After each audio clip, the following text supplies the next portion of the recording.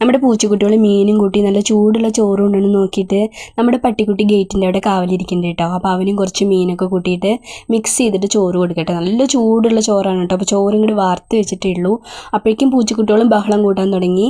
അപ്പോൾ പൂച്ചക്കുട്ടികൾ ഉണ്ണിന് കണ്ടിട്ട് ഇതിങ്ങനെ ഗേറ്റിൻ്റെ അവിടെ നിൽക്കണം കേട്ടോ. അപ്പോൾ അതിനും കുറച്ച് മീനൊക്കെ ചേർത്ത് ചോറൊക്കെ മിക്സ് ചെയ്ത് കൊടുക്കണം കേട്ടോ. അപ്പോൾ ഇതാ നമ്മുടെ പട്ടിക്കുട്ടിയുടെ അമ്മയാണ് കേട്ടോ പോയത്.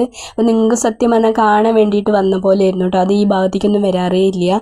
അപ്പോൾ അതൊന്നും കൂടി വരുന്നുണ്ട് കേട്ടോ. അപ്പം ഇതാ നേരെ കണ്ടോളൂ കേട്ടോ. ഒരു രോമം എന്ന് പറയുന്നത് അതിൻ്റെ ശരീരത്തിലില്ല. പക്ഷേ അവർക്ക് വേറെ ആരോഗ്യ പ്രശ്നങ്ങളൊന്നുമില്ല. ഇതിൻ്റെ അമ്മ ഇങ്ങനെയാണ്, ഇവർ പാരമ്പര്യമായിട്ട് ഇങ്ങനെയാണ് കേട്ടോ. ജന്മന ഇങ്ങനെയുള്ള അസുഖമുള്ള നായക്കുട്ടിയാണ് ഇത് കേട്ടോ. അത് കാരണം കൊണ്ടാണ് നമ്മളല്ലാതെ ഫുഡ് കൊടുക്കാഞ്ഞിട്ടോ മരുന്ന് കൊടുക്കാഞ്ഞിട്ടോ അല്ല, ഇതിനൊക്കെ എത്രയോ ടാബ്ലറ്റ് കൊടുത്തിരിക്കുന്നു കേട്ടോ. എന്നിട്ട് ഇതിൻ്റെ ശരീരത്തിൽ ഇത്രയെങ്കിലും രോമം ഉണ്ടായത് തന്നെ നമ്മൾ അങ്ങനെ മരുന്നൊക്കെ കൊടുത്ത കാരണം കൊണ്ടാണ് കേട്ടോ. അതാ കൊടുക്കുമ്പോഴത്തെ ഭേദം ഉണ്ടാവുള്ളൂ. പിന്നെ കുറേ കഴിഞ്ഞ് വീണ്ടും പഴയതുപോലെയാവും.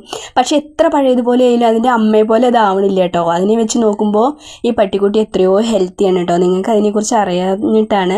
അപ്പോൾ നിങ്ങൾക്ക് കാണാൻ വേണ്ടിയിട്ട് വന്ന പോലെ ആയിരുന്നു കേട്ടോ ഈ പട്ടിക്കുട്ടിയുടെ തള്ളപ്പട്ടി വന്നത്. സത്യം പറഞ്ഞാൽ നിങ്ങളെല്ലാവരും കാണണ്ടേ പറഞ്ഞിട്ട് ടീച്ചറും പറഞ്ഞയച്ചതാണ് കേട്ടോ.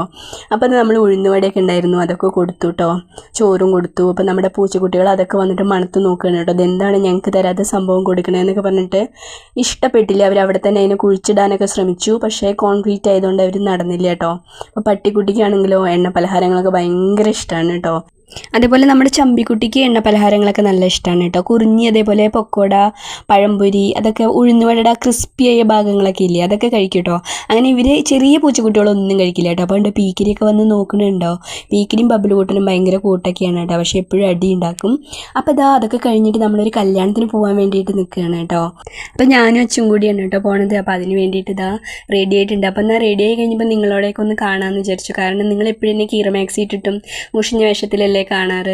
അപ്പോൾ ഒരു നല്ല വേഷത്തിൽ കണ്ടോട്ടെ എന്ന് പറഞ്ഞിട്ട് ഞാൻ ഇങ്ങനെ എടുത്തതാണ് കേട്ടോ.